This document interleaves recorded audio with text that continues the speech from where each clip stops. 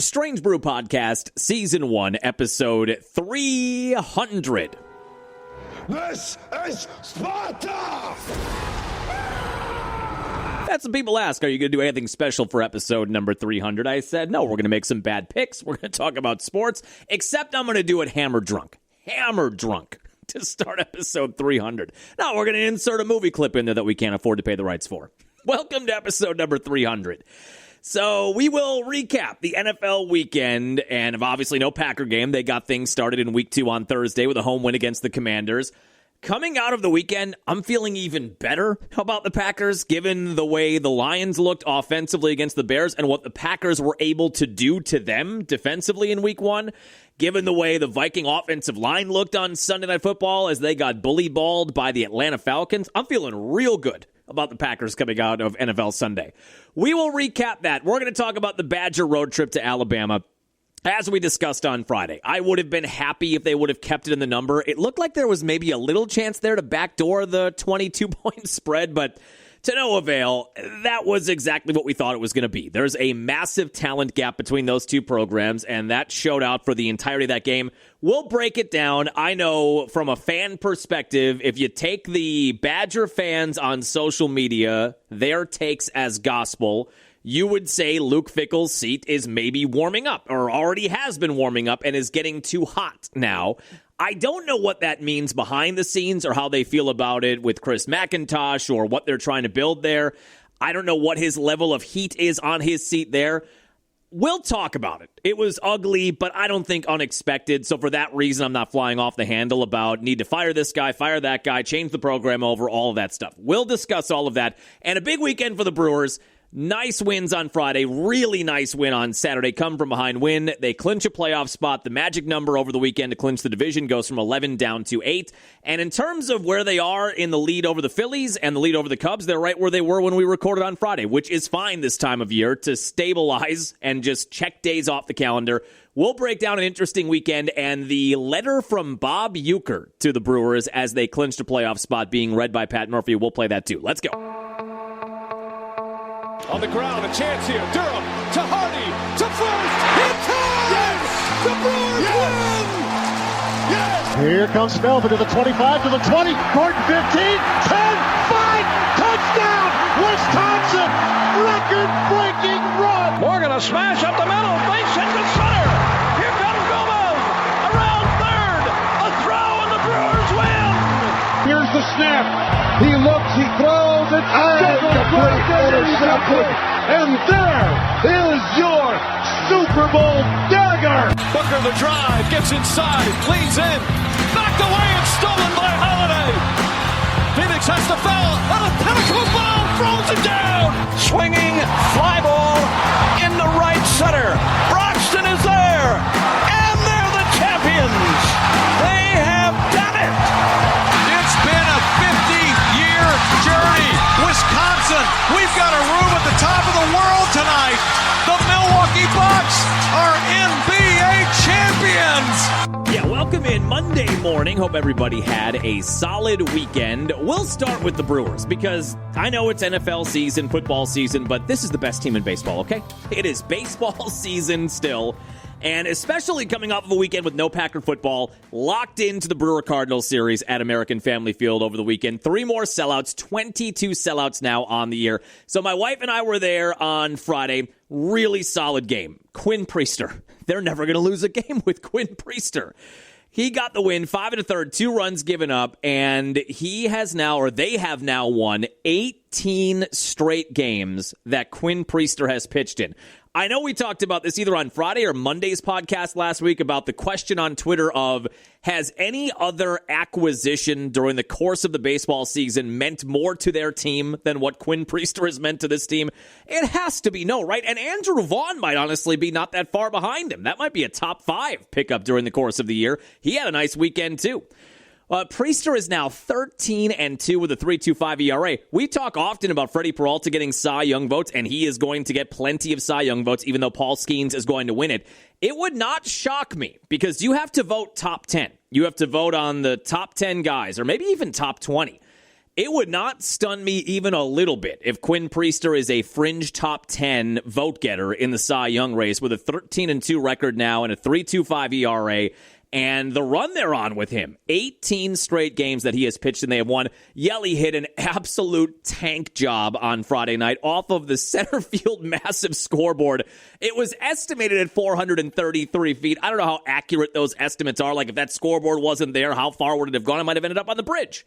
But a nice 8-2 win on Friday, and coming off of getting swept in Texas and knowing on Friday that the Cubs had already won their afternoon game, that was a big one to get. I think everybody pretty much agreed. As my wife and I were leaving, we both sort of said, and other fans that were around us agreed, that was one, we had to get that one. That team needed that after the way they played in Texas, with the maybe intensity ratcheting up a few notches now, with the Phillies on a winning streak, and the Cubs winning, like we said, already Friday afternoon. You knew that going into the night. That was one you needed to get.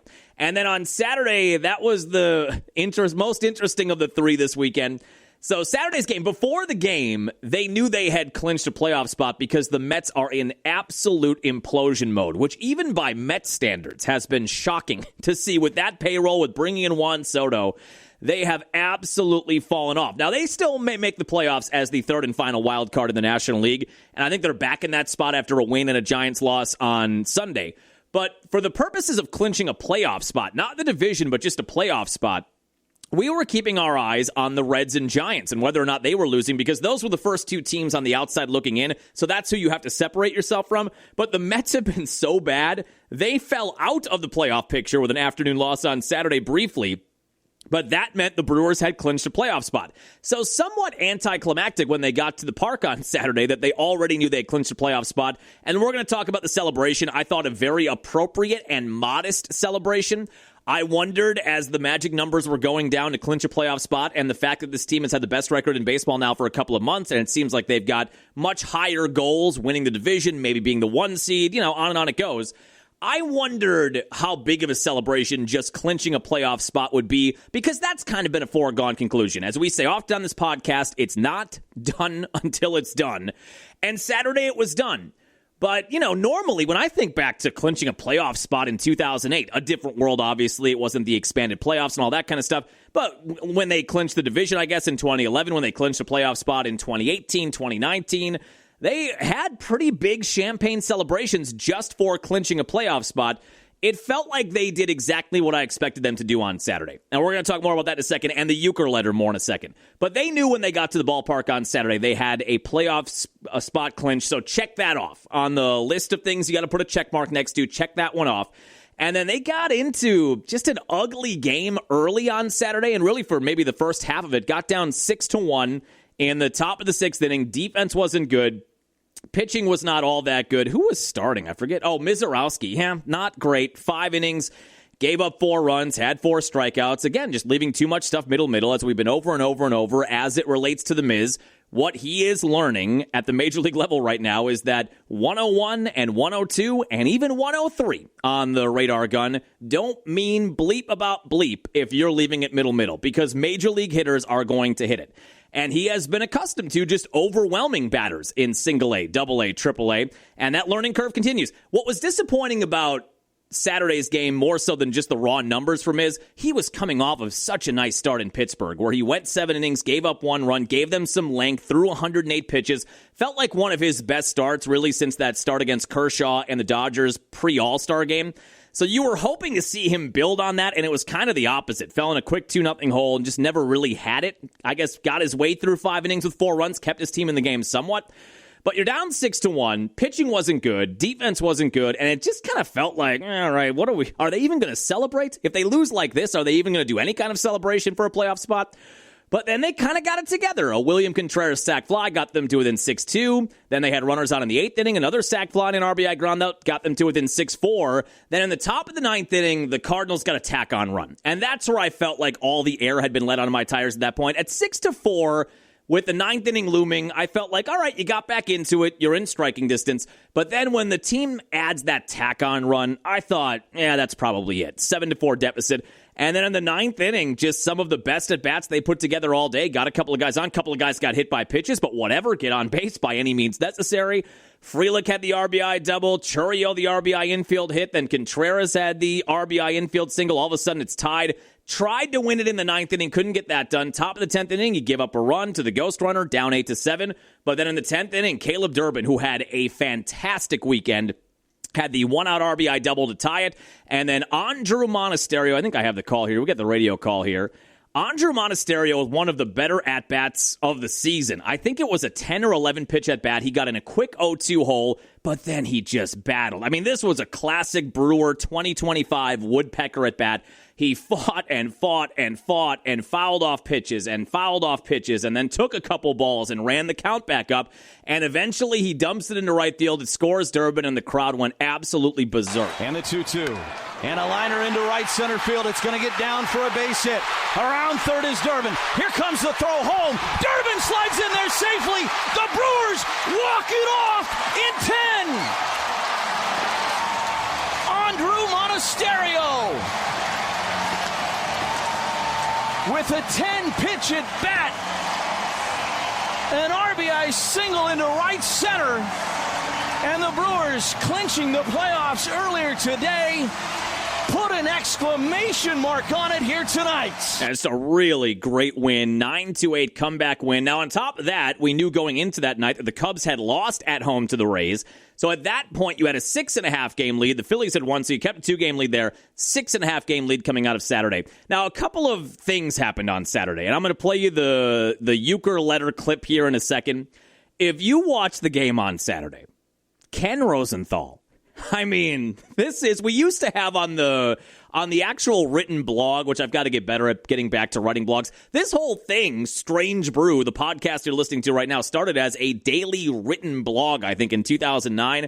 And now we do the podcast Monday, Friday, so no blogs there. I try to blog Tuesday, Wednesday, Thursday. It's just not as popular of a medium anymore. I enjoy doing it, but then you got to get caught up, and we've got some extra job responsibilities now, and on and on it goes.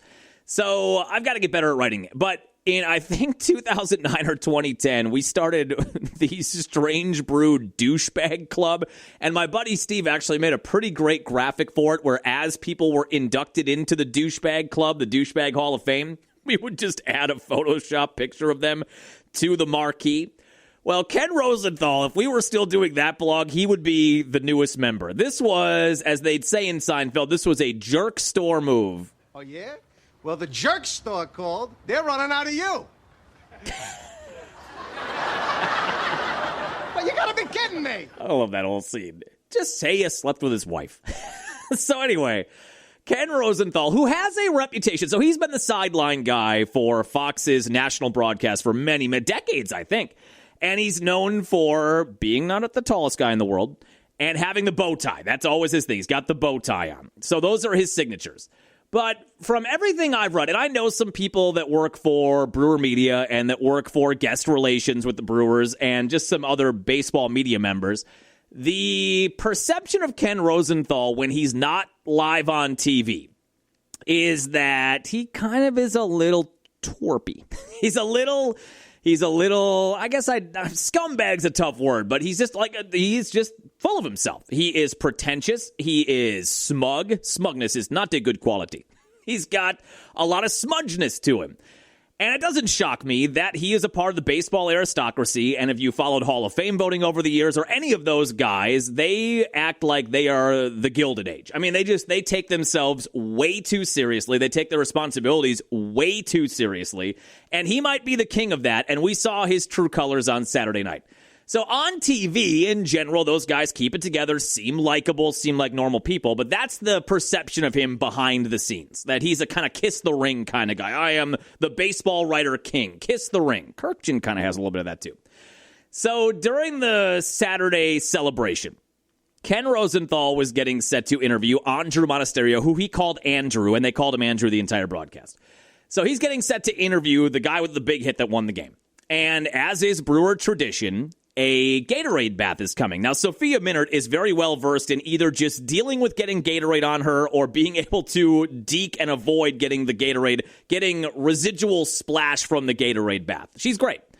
So Ken sees this coming. and for whatever reason acted like he was George Costanza in a 5-alarm fire. Like, Ken, it's Gatorade. It's Gatorade. This isn't poison they're throwing on top of you, all right? This isn't some kind of skin-melting chloride. It's just Gatorade. If you get wet, you send your suit to your dry cleaner. I'm sure Fox will pick up the bill. You get a change of clothes. It's fine. It's Gatorade. You're a little sticky. It's Gatorade. But he ran away like a fireball was coming at him. Well, the longtime Brewer photographer, who is a veteran, by the way, and a very highly regarded person and photographer, he was about, I would say, it's hard to tell on TV, I would say he was 5 to 6 feet away, and he was in a crouch, and he was getting set to take a picture of this Gatorade bath for Andrew Monasterio. Well, as Rosenthal bails out, he backpedals his way out, takes no notice of the photographer, and just railroads him. He hit sticks him, like we talked about in the last podcast, the Ray Lewis hit stick. He truck sticked him. He ran him over. And the photographer falls over, the camera falls down, and that's not the big deal. I mean, that accidents happen, whatever. When I watched this live on TV and then I saw it went viral on Twitter later, I thought, ooh, that was kind of icy. Not just that he ran him over. He turns around and looks at this photographer with such disdain in his face. And then he shakes his head like, who the hell do you think you are being in my way? Who do you think you are being in Ken Rosenthal's way of avoiding? Do you know how much this bow tie costs? Do you have any idea how much this bow tie costs? And if I get blue Gatorade on it? Just an abject look of disgust that this guy had the audacity to be near him when he's trying to avoid this Gatorade bath. And he just scoffs and shakes his head, and then he goes back to the interview. At no point does he even make an effort to help this guy up. And I don't know if the photographer said anything to him. It's hard to see. I just remember watching that on TV and thinking, ooh, that's not a good look. And then Twitter page. I've got the video. I don't even think this says anything. Here, hold on. He just runs him up, mean mugs him, scoffs at him, shakes his head, walks back to Monasterio, never tries to help him. Other people are trying to help him to his feet and make sure his camera's okay. Just an awful, awful look. But a true colors look, because he was not aware that he was being videotaped from behind that whole scene. And then the Twitter page, the Brew Crew Scoop, put that on their page. It now has 14 million views and was going viral overnight Saturday into Sunday morning. And everybody's tagging him. And I don't think he's responded. Yeah, let me just see if he's issued any kind of statement. I'm surprised he hasn't. Maybe he's just going to ignore it until it goes away, which, as a side note, is not the worst idea of all time. Sometimes I think when things like this happen or somebody has a bad look on social media and things are going viral, sometimes they'll issue an apology or a video apology, whatever. Sometimes it's not the worst idea because the internet attention span is not big.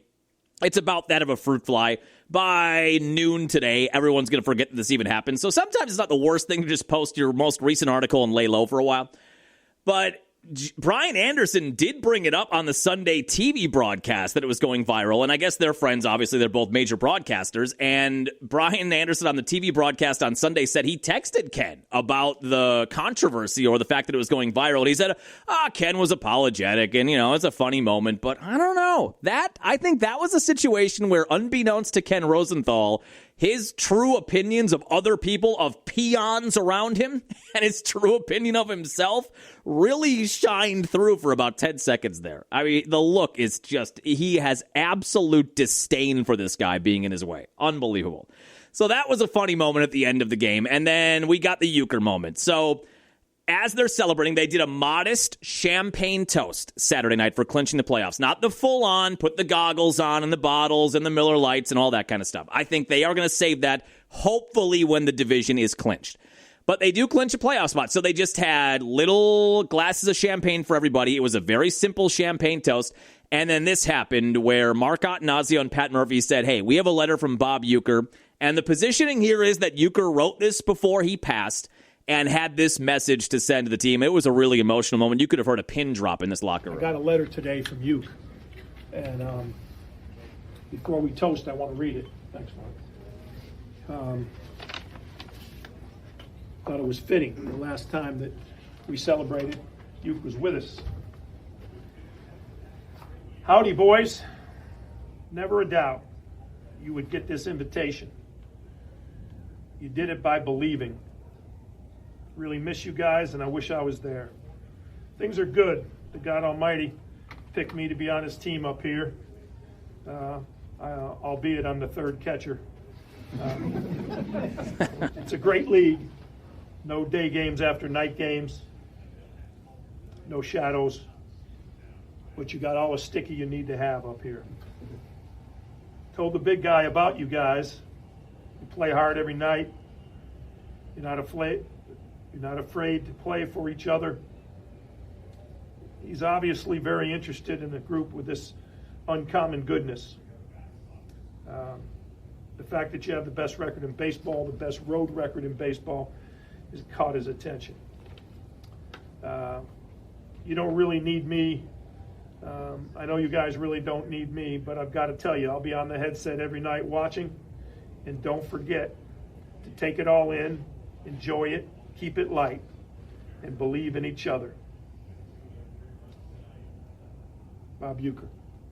So let's toast to him and to our team, what we've achieved so far. Hey, hey.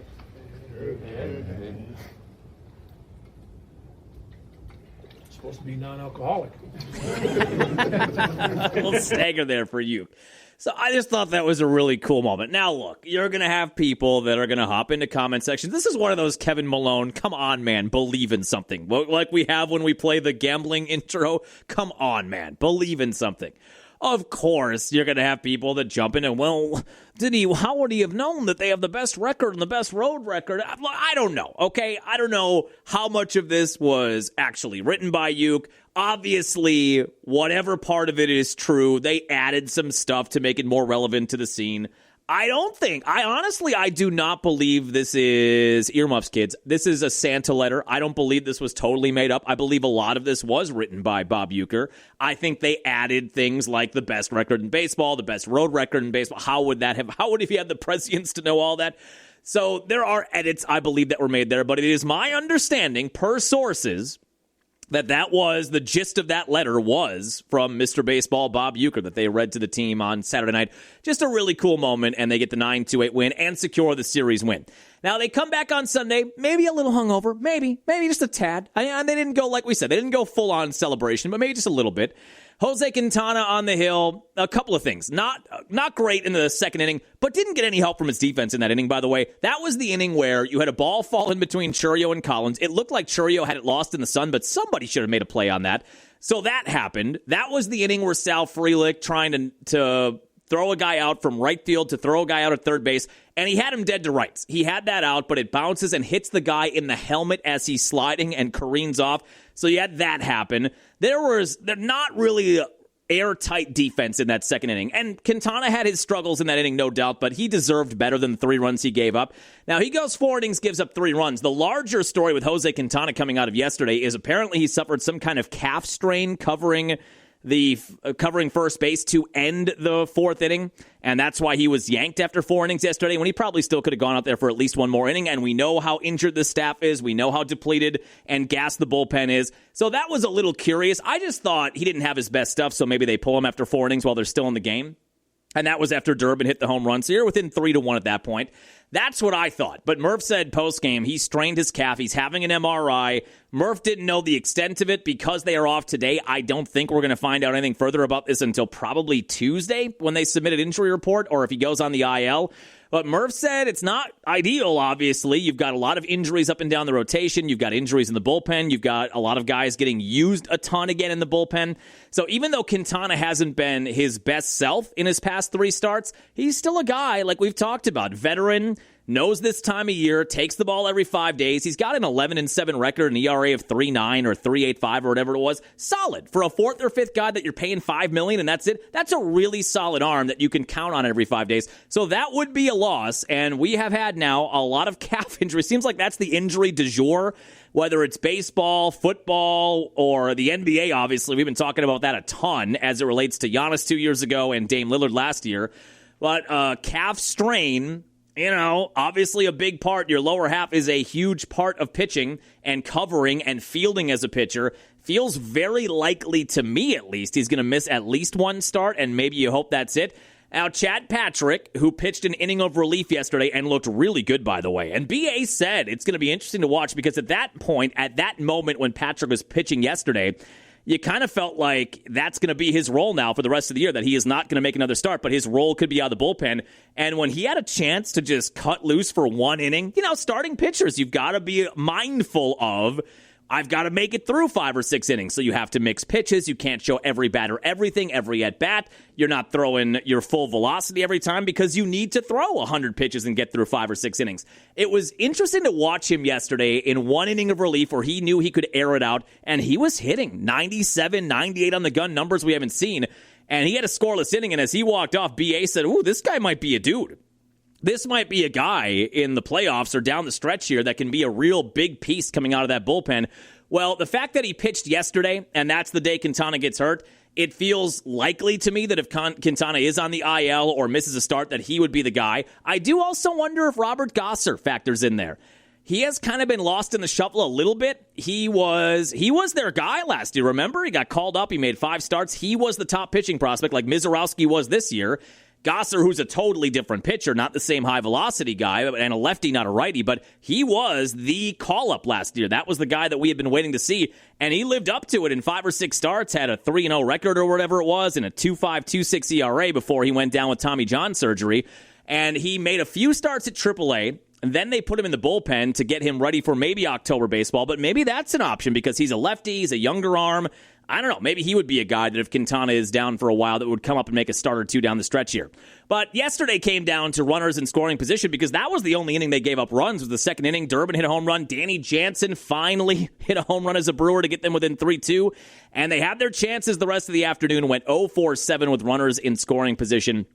And they dropped Sunday's game by a 3-2 final. But win series. What did we say on Friday? 6-game homestand, St. Louis in town, then a day off, then the Angels. Just go 4-2, okay? Win both series, and if you win both series, we said last Friday, if you go 4-2 and win both of these series when we record next Friday, this coming Friday, we're going to feel like we're probably in a pretty good spot, and you're on pace for that. You win Friday, Saturday, you lose a tight one on Sunday, whatever. You move on. They're 91-59 on the year. Now, the good news Sunday was the Phillies finally did lose a game, which they had not done. I think they had a 6 or 7 game winning streak. So the Royals beat them. Cubs did win on Sunday. They came back and won. They took the lead in the 7th inning. They were down by a run, then got a 2-run double from Nico Horner. So coming into today, it's the exact same situation it was when we recorded on Friday, which for it being now September 15th, as long as you can just maintain where you're at and you're checking days off the calendar, we're feeling pretty good about that. They have a 2-game lead on the Phillies and the tiebreaker for the 1 seed, 5.5-game lead on the Cubs. The magic number to clinch the division is down to 8, any combination of 8 Brewer wins or Cubs losses, and they have the division. That was at 11 when they entered the weekend, so you knock 3 off of that. That's a good number, too. That is down to 8 entering play today. Now, today we can do some scoreboard watching. The Brewers have off, and then they have the Angels starting on Tuesday. But today, both the Phillies and Cubs are in action. So the Cubs head to Pittsburgh for the first of 3. Pirates are a last-place team. As we went over when the Brewers went to Pittsburgh, though, they're not a bad home team. And, they changed it. I thought Skeens was going today. This just got changed. This is me reacting in real time. Are they not going to pitch? Okay, Skeens pitches tomorrow. Whew. For a second there, I thought, oh, man, are they shutting him down for the year?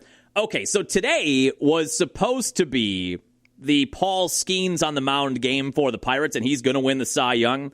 So you feel like you have a pretty good chance there to get a Pirates win. So they change it. Today we've got Braxton Ashcraft going for the Pirates and Jamison Tyone going for the Cubs, 5:40. Then tomorrow, what a pitching matchup. Paul Skeens and the Cubs' really good rookie, Cade Horton. But they are going to have to face Skeens in this series, but tomorrow, not today. So they are in Pittsburgh, 5:40 first pitch today. And then the Phillies head to L.A. Now, look, the Dodgers have a lot of injuries. They are not the Dodgers of last year or even the first half of this year at this point. But they are in L.A. starting a 3-game set. That is late night tonight on the West Coast, a 9:10 start time. So today, we are Pirates and Dodgers fans hoping for an off day for the Brewers and a day where the Phillies lose and the Cubs lose would be ideal. If the Cubs lose, then you're even in games again. Right now it's a 5.5-game lead. The Cubs have played one less game. So today we'll determine whether it's a 6-game lead or a 5-game lead. You'd love for the Pirates to be able to get a win here today. Big Pirates fans, a 5:40 first pitch this evening. And then, the Brewers have the Angels. I think these are all night start times. I don't think they've got an afternoon on here, and I'm pretty sure they're all 6:40 again. Hold on, let me get to the Brewer schedule here. It is, 6:40s across the board. 6:40 Tuesday, Wednesday, Thursday. Peralta's going on Tuesday. One thing that maybe threw Miz off a bit is Woodruff was supposed to start on Saturday, but they pushed him back a couple of days. Nothing bad, and Woodruff talked about it. Just one of those things where he's coming back from 2 years of not pitching, and they didn't want to push him, and he felt like he needed a few extra days, so they gave it to him. So Peralta Tuesday, Woodruff Wednesday, Priester Thursday. God, this has got to be a sweep, right? Just win the series. Don't get ahead of yourself, John. Just win the series. And then the Brewers will head to St. Louis on Friday, Saturday, Sunday. Then you go to San Diego, which could be a playoff preview. That's going to be a tough one before coming back home to wrap it up with the Reds. 12 games left in the regular season. And again, a magic number of 8 to clinch the division entering play tonight. But the Ken Rosenthal story and the Uecker letter and the clinching of the playoffs, those were a couple of the biggest moments of the weekend for the Brew Crew. All right, let's talk about the Badgers. Then we'll hit on the NFL, do our lap around the NFL, and wrap it up here on a Monday. The Badgers go to Alabama, and in the words of Denny Green, this team, like we talked about on Friday, this team is who we thought they were. But they are who we thought they were, and we let them off the hook. The Badgers are. But they are who we thought they were, and we let them off the hook. So we talked about it on Friday, and I said then, and we saw it bear out on the field on Saturday, it feels like the talent gap, even though we think this is not the Nick Saban Alabama Crimson Tide anymore. Maybe they are. I mean, based on the way they looked on Saturday. Now, again, maybe Wisconsin's just not good at all. And I think they played, UL Monroe before that. Maybe this ultimately ends up being a really good Alabama team. But you knew the chances of winning were extremely small.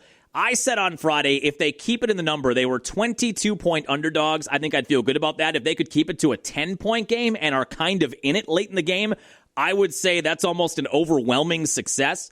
But I didn't entertain any delusions of grandeur that this team was going to win this game, and they didn't. And they, like Luke Fickell, we're going to play some Luke Fickell audio here, they're just not close to that team right now. And that's unfortunate, but that's where this Badger program is at as it relates to playing a road game at Tuscaloosa. We'll break down the game in a second. I know that a lot of Badger fans out there, and you saw it all over social media, there's a lot of fans that are already out on Luke Fickell. And there are a lot of fans that were watching Saturday thinking, all right, if we can have a good showing, if we can be competitive here, maybe I can be convinced that I can get back into the trenches with Luke Fickell.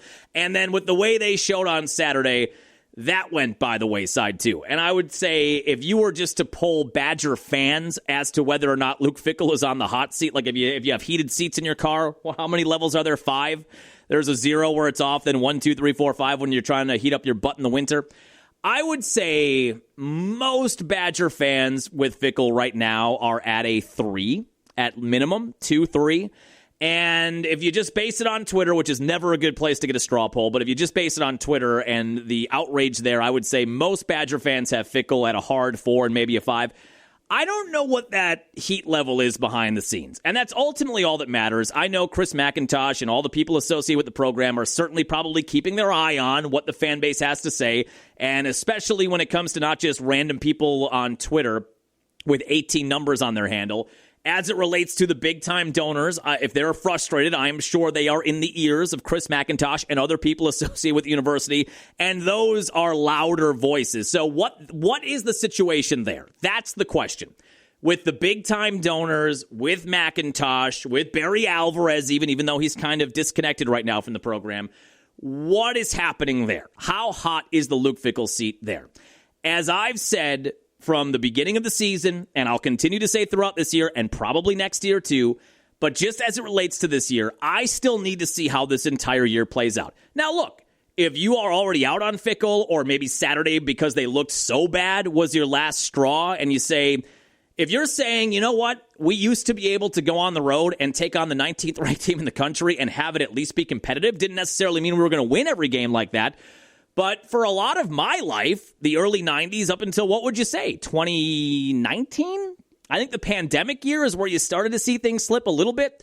But I would say from 93, 94, all the way through 2017, certainly 2018, and probably parts of 2019, when this Badger team went on the road to play another top 25 team, and in this case it's number 19 Alabama, you felt like, okay, we're going to be in this game. We're not going to see what we saw on Saturday, which was essentially non-competitive. Alabama was playing their seconds and thirds by the time you got to the third quarter, basically.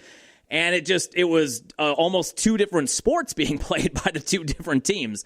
So if you are a Badger fan that looks at Saturday as the last straw and you're saying something like that, like we used to be able to compete against a top 25 team, the 19th ranked team in the country on the road, didn't mean we won it, but we'd be in it, and we'd be in it the entire day, and that's what it looks like now. If that's your perspective, I don't know that I can say boo to it. I just saying, for me personally, I want to see how the rest of this year plays out, because number one, I want to see where Alabama ends up.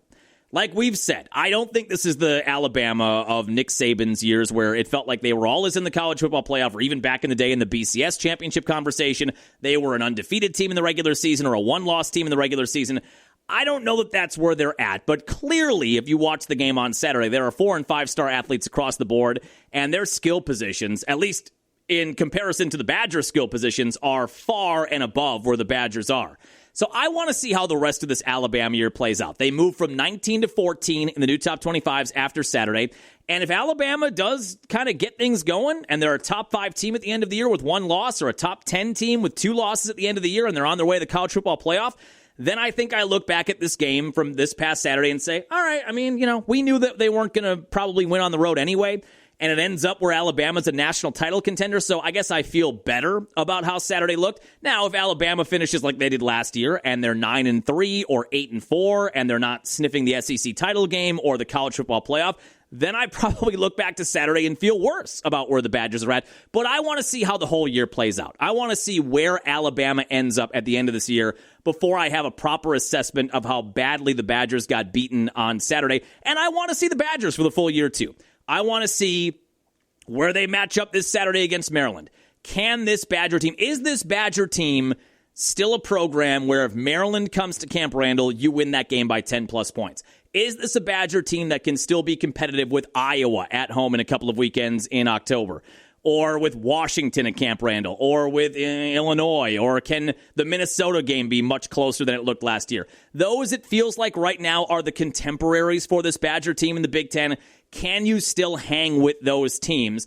I don't hold out a lot of hope for beating number 1 Ohio State at Camp Randall on October 18th. I hold out almost no hope they're going to go to Oregon, number 6 team in the country, and win that game on October 25th. But I want to see how the year plays out against your contemporaries. And then I do want to see how they do against other ranked teams. Maybe it does get better as the year goes on, where you're more competitive against top 25 teams. They're going to have their chances, right? The schedule is brutal. After Maryland, you have the bye week. Then you're at number 21 Michigan, number 1 Ohio State, number 6 Oregon, at number 19 Indiana, at home at the end of the year against right now number 9 Illinois. I want to see if the Badgers get better in games against ranked teams, how they perform against teams that we think that they're on a level playing field with, and I want to see where Alabama ends up at the end of the year before I fly off the handle about how bad the Badgers looked on Saturday. That's for me personally, but I certainly understand the perspective of we used to be competitive in these games, and now we're getting absolutely boat raced. And we were told when Fickell was hired that we were going to take a step forward, and it feels like we've taken a couple of steps back. 2 other quick side notes before we just run through this game in a second. Number 1, and I don't think I want to talk about this any more than this one more time, and maybe one more time after that. Always give yourself one more time. You saw a lot of this with frustrated Badger fans on Twitter, and we've seen it now when you go back to last year and the bowl streak ending and all the how much of a letdown this has been so far. There are a lot of Badger fans that are saying they should have just hired Jim Leonhard.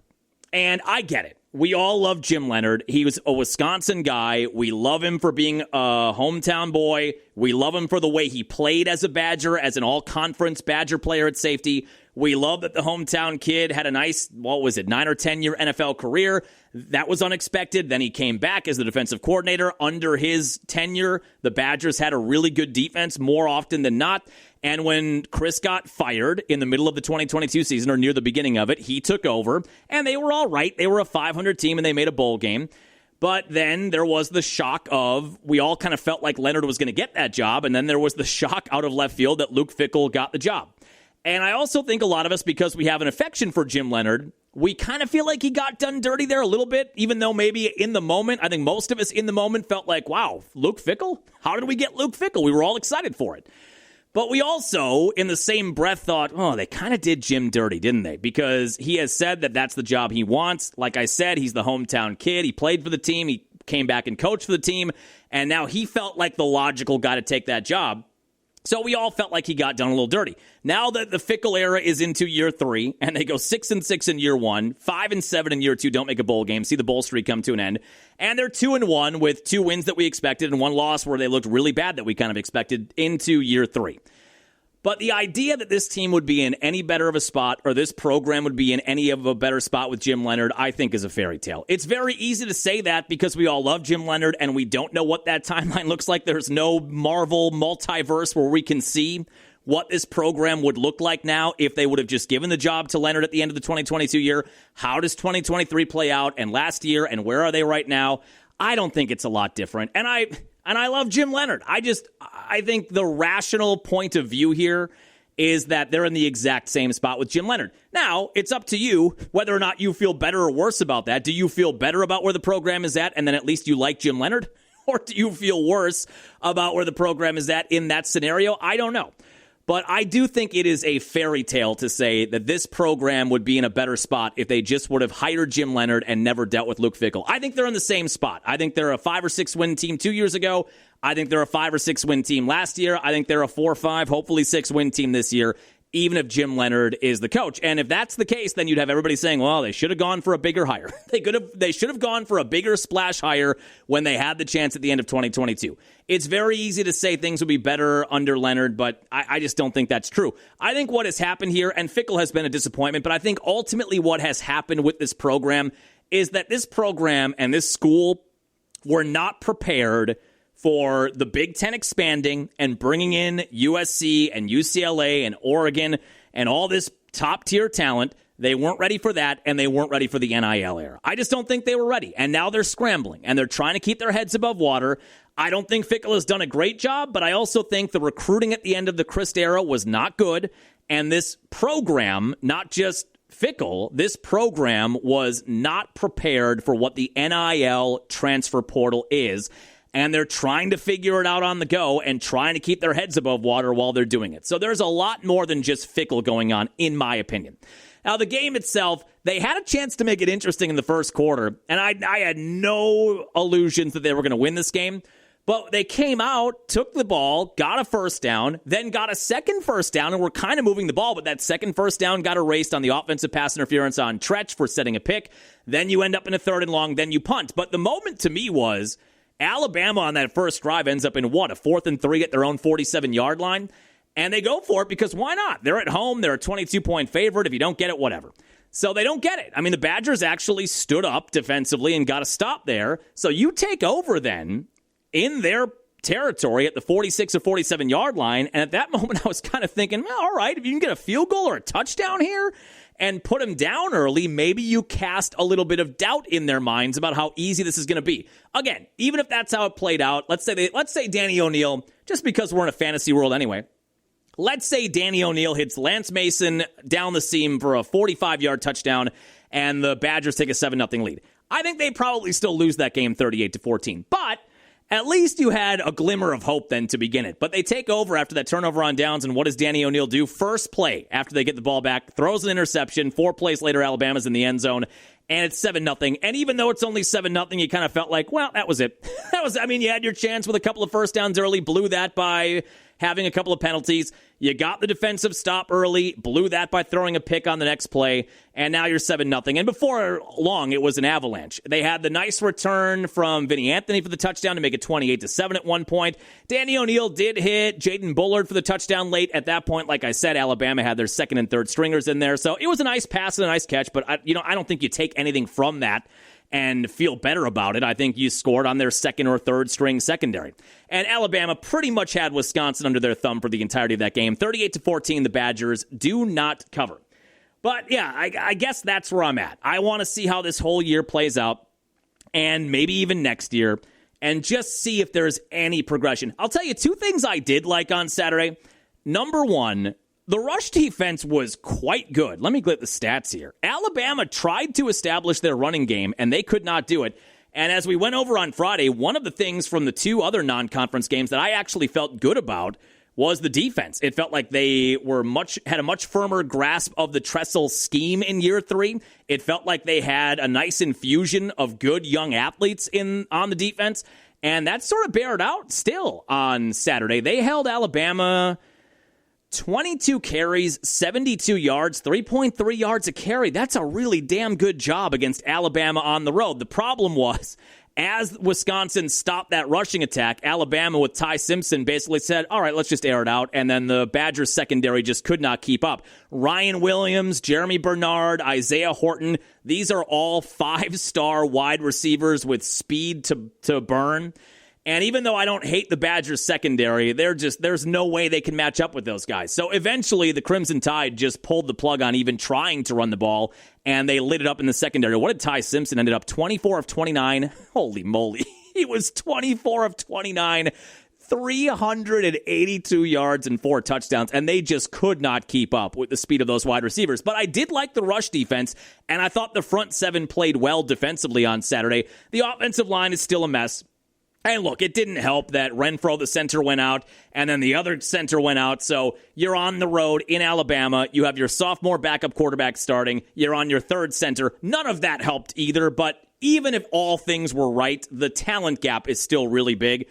The offensive line didn't play well. The Badger rushing attack has not looked good in any of the 3 games. I am much more concerned about them looking bad against Miami, Ohio, and Middle Tennessee than I am about them looking bad against the Crimson Tide. But 34 carries, 92 yards, 2.7 yards a carry. Gross. And Danny O'Neal, I thought he tried. He made a couple of really bad decisions. 11 of 17, 117, 1 touchdown, 2 picks. The touchdown pass to Jaden Bullard was a dot, but that was late fourth quarter. And by then, backups were in for Alabama. I don't know what to take from it for Danny O'Neal. I kind of feel like that's a Braden Locke situation where against Middle Tennessee he was really good, like Braden Locke was last year against Purdue and against Rutgers and against teams like that, but was not good against really good teams. And that's kind of what we saw on Saturday. But we've only seen Danny O'Neal for a couple of games. My feeling is he is going to be the starter this coming weekend. I don't think Billy Edwards Jr. has a chance to come back until after the bye week. We'll see what that would look like this Saturday against a Maryland team at home. Danny O'Neal against a top-tier program just didn't look all that good and made a couple of really, really bad decisions in bad spots on Saturday. So they lose 38-14. They're 2-1 on the year. This weekend is a massive game for the over-bettors on 5.5 total wins. I can't tell you how big this game is on Saturday. They open as 8-point home favorites against Maryland. If you're going to win 6 games this year, if you're going to go 500 and get to a bowl game and go 6-6, or hell, maybe even 7-5, this is one you have to get. If they lose to Maryland on Saturday, I think we're in real danger of a 3 or 4 win year. Real danger of a 3-win year. This is one, and I don't care if you cover the spread, whatever, you just have to find a way to win on Saturday. It's an 11 a.m. kickoff on Saturday. Badgers open as 8.5-point favorites. Then the bye week, and then maybe Billy Edwards Jr. is after that. I would assume Billy Edwards Jr. wants to play this Saturday because he played at Maryland last year and would love to get some revenge on them maybe, even though I think that's not as big a thing in the NIL transfer portal era as it maybe once was. But I would think he'd want to play against the team that he quarterbacked last year. But they're not going to rush him out there with a bye week looming and a game that you should be able to win with Danny O'Neal. I don't think they're going to force Billy Edwards Jr. out there, but this is one you got to have. If you win on Saturday, you're 3-1, 1-0 in the Big Ten, and then you get to find out on October 4th, wherever Michigan is in the top 25 at that point, you get another chance to try to beat a team on the road. I will say this, too. I don't hate the Jeff Grimes offense. Like we talked about after Miami's game and Middle Tennessee's game, I like what they're doing. They just don't have the talent to execute it the way they want to. They don't have the offensive line talent. They don't have the quarterbacking talent right now, honestly, even though Danny O'Neal looked good against Middle Tennessee. They just don't have the pieces, but I like the balance. I like getting back to somewhat of a commitment to the run. On the road against a team that is that loaded, it's just never going to look good. But the offense, in theory, I like a lot better than it looked for the 2 years under Phil Longo and the dairy raid offense, which never really did anything. We never dairy raided. I think it looks a lot better. You just need more talent to execute it and make it look the way that Jeff Grimes wants it to. But I don't hate, even in the swamp that it was on Saturday, I don't hate the play calling and the balance they're trying to find offensively. Hopefully it looks a lot better this Saturday at home against Maryland. All right, Packers head off on Sunday. Let's take a lap through the NFL because I feel even better about the Packers. Even when they're not playing, I feel better about them. So the Packers get 2 wins to open the year. Lions at home, Commanders at home. They're 2-0. So yesterday, it was Bears-Lions in Detroit. Ben Johnson, new head coach for the Bears. He was the offensive coordinator for the Lions for many, many years, and they put a ton of points on people during his time there. So it was a homecoming for Ben Johnson. And the Lions absolutely obliterated them. By the way, we went 3-1 on our 4 picks, and the one that we lost is a travesty. It's a Scott Van Pelt bad beat we'll talk about. But we had the over in this game, Lions-Bears. Remember what it was? It was 45.5 or 46, I think. The over on total points. Final score was 52-21. The Lions hit the total game over on their own. They go 73 total points, and the Bears get boat raced in Detroit, 52-21. And the Lions did at the end of the game what they did to a lot of teams when Ben Johnson was their offensive coordinator. They could have kicked a field goal late with a chance to just kick the field goal. The game's decided, whatever. But they went for a touchdown, and they piled on. And they did that a lot with Ben Johnson, and they did it again on Sunday, 52-21. Bears are 0-2. Ben Johnson, his postgame, already seems really irritated with Chicago media. I mean, we have come not that far from what was Ben Johnson in the offseason. He was talking about how he loves the NFC North and he always enjoys beating Matt LaFleur twice a year and all that stuff. And then already he looks like a guy who smoked 2 packs a day. And it's just stressed out beyond belief. Remember this? Remember when Ryan Poles, the Bears GM, took over in 2022? Remember when he said this? Last thing, the most important piece is we're going to take the North and never give it back. He said those words. The last thing, the most important piece is we're going to take the North and never give it back. You know what their record is with Ryan Poles as their GM since he took over after Sunday's game? They are now 3-18 against the NFC North. Last thing, the most important piece is we're going to take the North and never give it back. Okay. 52-21. And I come out of that game, watching that game, thinking even better of the Packer defense. I already was on cloud 9 about the way the Packer defense performed in week 1 and week 2. The fact that they held that Lions team to 13 points and the touchdown they scored was in garbage time, and then I watched them score 52 and effortlessly move their way up and down the field all afternoon, I feel even better about where the Packers are defensively watching that. So the Lions are 1-1, the Bears are 0-2. Elsewhere in the NFC North, the Vikings were awful last night. Offensive line was trash, and I just think, again, about the Packer defense. Unless that Viking offensive line gets better, it's going to be bully ball out there with Micah Parsons. Falcons got a win in Minnesota 22-6. So the Vikings got that come-from-behind win against the Bears in week 1 on Monday night. Then they get just absolutely dominated at the line of scrimmage last night in a loss. So the Vikings are 1-1, Lions are 1-1, and the Bears are 0-2. Packers sitting with a 1-game lead in the NFC North. Elsewhere, Bengals beat the Jaguars 31-27. The storyline in that game, though, Joe Burrow went down. He's got a turf toe injury. And the Packers play the Bengals at home in Week 6. It does not sound like Joe Burrow is going to be the starting quarterback in that game. Jake Browning is their backup. He played well on Sunday, threw a couple of picks, but he ends up leading them to the win. It's against the Jaguars, though, and it was in Cincy. But again, when I think of the Packer defense now, they might not have to deal with Joe Burrow in Week 6 when they're at Lambeau Field. 31-27 win for the Bengals. Cowboys-Giants turned into kind of the game of the day. No one saw that coming. Russell Wilson making his second start in New York. He is a placeholder right now for the rookie quarterback Jackson Dart. He looked awful in week 1, but old Russie still had it. He really was slinging the rock yesterday. 30 of 41, 450 yards and 3 touchdowns for old Russell Wilson. The Cowboys dig it out. Brandon Aubrey, their kicker, is unlike anything I've ever seen before. His leg, he hits a 64-yarder yesterday. Was that the one that tied the game? I mean, a 64-yard field goal, and it was good from 70. It's not like it just scraped through. He would have been good from 70. Oh, the game-tying field goal was 46. Oh, no, the game-tying field goal, yeah, it was 64 at the end of regulation. A 64-yard field goal to tie the game and send it into overtime. And then he hit a 46-yarder in overtime that won it. Dak piled up a ton of yards. That's big for our over bet on 3,900 passing yards this year. He threw for 361 yesterday. That was an entertaining game. Cowboys got a 40-37 win. Rams won in Tennessee 33-19. Patriots, I had them to cover on a non-podcast bet, 33-27 in Miami.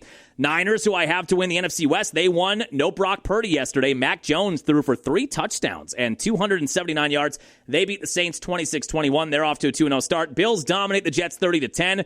Aaron Rodgers, I mean, the Steelers had a lot of bad stuff happening. Rodgers threw a bad pick yesterday.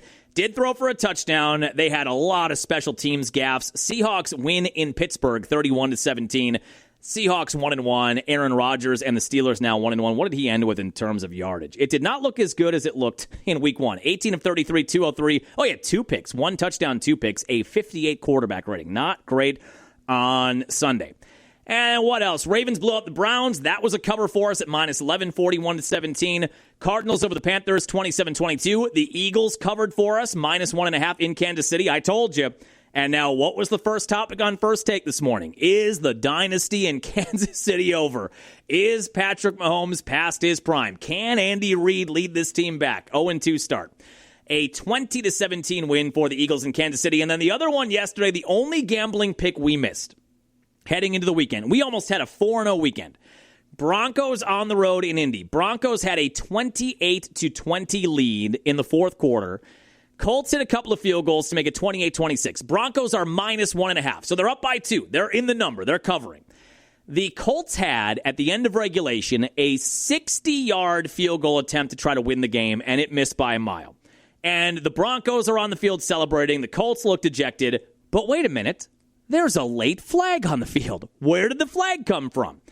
And it is a 15-yard penalty on the Broncos for leverage, for, I guess, holding the center down for a half second to try to leverage to let somebody else get up and try to block the kick. And I guess if you pick it apart on replay, they kind of did that. But to call that in that moment and to call it as late as they did, I'm telling you, both teams were on the field exchanging handshakes. And they had that flag. So the Colts then end up with new life and have a 45-yarder to win the game, and they nail it. That's how we lost our only gambling pick yesterday. If that doesn't happen, we win that at -1.5. We're 4-0 on the week. But that's an SVP bad beat. Colts beat the Broncos, which is a double whammy for me. As we've talked about, I am heavy on the Broncos, over 9.5 wins on the year. They should be 2-0, but they are 1-1, and the schedule is not that easy after this. See, those were 2 out of the gate with Tennessee and Indy. I thought they were for sure starting 2-0, so that's a little setback. And they go to Los Angeles to take on the Chargers this coming Sunday. That's not easy either. They get the Bengals at home then without Joe Burrow. That should be a win, but that was a bad beat. But we go 3-1 on our gambling picks over the weekend. We are now 5-3-1 through 2 weeks, up 2 units. I forgot I was going to play this, so we're just going to, before we get out, I'm going to double back to the Luke Fickell postgame. I know we mentioned we're going to play this off the top. Here is I'll just play 60 seconds off the top, where Fickell pretty much tells us what we already know. Well, that's obviously not easy to swallow, and the truth of the matter is I told those guys that was a much better team than we are right now, and they showed it, and they did everything that they needed to do. They played complementary football, and we did not. We knew we had to come out here in the first half in particular and play solid, play poised, play confident, find a way to make some plays and on both sides of the ball, but really make sure that what we could do was make some adjustments at the halftime, come out the second half, and make sure that we could put the pressure on them. And it's exactly opposite of what we did. So it's tough to swallow, but I promised those guys from the get-go that when we started this thing, I said it was one thing that I'm going to be committed to. It's going to be committed to being positive. And it's very easy to stand up here and rant and rave and point a finger at a lot of things. We all know that we have to get better. We have to get better as coaches. We have to get better as players, offensively, defensively. There's not a whole lot of bright spots. I know somebody can ask about the kick return, but the truth of the matter is even that right there gets overshadowed by just the way that we executed. And so more than anything, we know that this was a measuring stick. We're not measuring up to where we want to be or expect to be, but there's a long way to go. And the key is, where do we go moving forward and continuing to find ways to get better and keep pushing because the season starts now. Oh, he can talk a good game, can't he? He really can. He really can talk a good game. I don't love that we're already talking about we got to stay positive. On September, whatever it was on Saturday, 13th, I don't love the we've got to stay positive message already. That's probably not ideal. But I just thought we'd play that real quick for you. Yeah, I just want to see how the whole year plays out. And, a lot of the conversation, too, on Badger social media was he's got a $40 million buyout. I mean, that's how big the contract was, and he's still in that window. So if they fire him, they would have to pay him $40 million to buy him out. And I guess my response to those that are saying, where can we get the $40 million to buy him out? My response would be, instead of using the $40 million to fire Luke Fickell and find a new head coach, how about we spend the $40 million on some goddamn players that can play, that are 4-star, 5-star guys? Because that's what they're getting. I mean, that's what some of these high-end talents are getting, a couple million per year from universities. So instead of firing the head coach for $40 million, take that $40 million and reinvest it in the talent on the field and see if that will make a difference before we talk about getting a new head coach and a new scheme and starting from scratch again. All right, that'll do it for us here on your Friday morning. Oh, there's one real quick thing I want to play yet. We're not done yet. Episode number 300 doesn't end until we say it does. Did you see this clip of Giannis? This is a 30-second clip. So the Eurobasket tournament was going on for the last 3 or 4 weeks, and of course Giannis was playing for Team Greece. Like a lot of Bucks fans, I don't love that he does this. I mean, I appreciate and understand why he is, but as somebody who is a Bucks fan first and not a Team Greece fan, the idea of him getting hurt, significantly hurt in a game that doesn't matter in the NBA, in a game that doesn't matter for my favorite team, I always worry about that. But this shows you why he does it. So for the first time ever, Greece, as a country, medaled in the Eurobasket Championships. They got a bronze medal, and they had to win on Sunday to do it. They did. They won by 3. He was dominant in that game, and he got to play with his brothers. Thanasis was playing. Kostas was playing. I think Alex was the only one not playing for the team. And they interviewed him afterwards, and this is exactly how he sounded after he won the title for the Bucks in 2021. He was in tears, having won a medal for the first time ever for his country.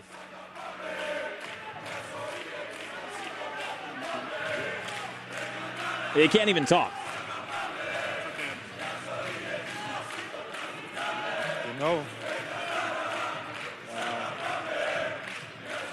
I've heard everything in my life through ups and downs, good and bad. When you're one of the best, players, and I don't talk too much. I like my actions to talk. I'm not. I don't fake. I like basketball. I don't like media. I don't like being famous. I just like basketball. And every day, sometimes when you don't play well, people talk shit about you. But this for me, it's almost like a relief, because I did it for the country. I did it for myself. I did it for my family, and finally, I fucking did it. How do you not love this guy? We've said it so many times, and especially after his postgame, how great and insightful he was after they got eliminated by the Pacers in the playoffs, and how great that 20-minute postgame presser is. I don't know that I've ever had a higher opinion of an athlete in my life than I do of Giannis. I go back to being a kid, and Jordan, and all the different athletes, and Favre, obviously now a lot different, and Roger, whatever. I don't know that I've ever had a higher opinion of any athlete in my life than I do of Giannis. How can anybody not like him? I don't understand it. So that was a story over the weekend, too. Greece got a bronze medal at the Eurobasket, and they have never medaled in that. And that was an emotional moment for him and his family. All right, now we're done with episode number 300. We'll be back on Friday morning, getting set for Packers and Browns. Packers open as 8.5-point road favorites in Cleveland. After a little mini bye week, we'll set that up. We'll set up Badgers, Maryland. We'll see where we're at, magic number-wise, when we get back after it on Friday morning. Have a happy, safe work week. We'll chat with you then.